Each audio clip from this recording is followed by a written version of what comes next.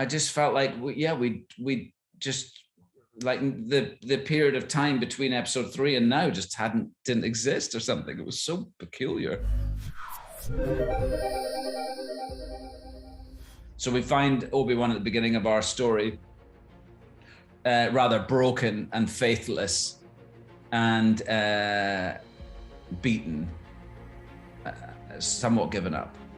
Well, he's different because of what's happened at the end of episode 3 with the Jedi, with Order 66 and the Jedi Order being slaughtered, and everyone who survived going into hiding after dealing with his personal failure with Anakin, that he feels that the responsibility that he allowed Anakin to be tempted into over to the dark side, and that he wasn't able to stop that, and that his teaching wasn't strong enough to be able to protect Anakin from that. I think weighs obviously very heavily on him.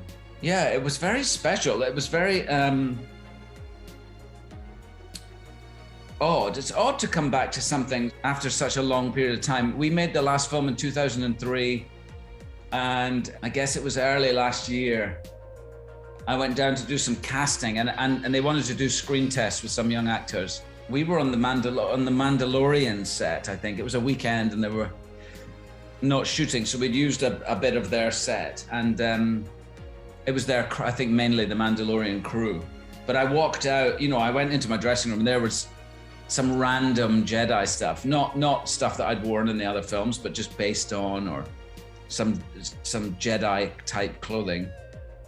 And I put it on, and it just felt it felt great. It felt important, and it felt special, and I was happy. But it wasn't really till I walked out onto the stage, and someone said, "Okay, ready," and I've got my line.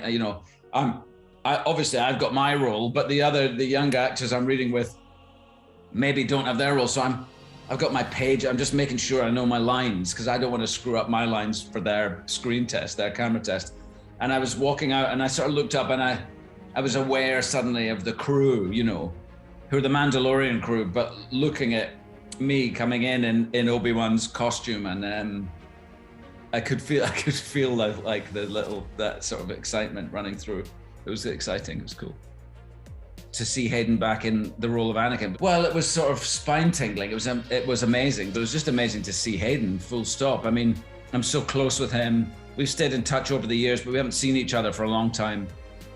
And as it got closer and closer to the shoot, and once Hayden was on board, he was in LA, and we met. It was during the lockdown, and we met in Santa Monica in a park, and we both walked along with our masks on outdoors, and we had this long catch up. It was so lovely. Like it just been years since we actually saw each other, not for any reason other than just, just locations. And I was here and he was in Canada.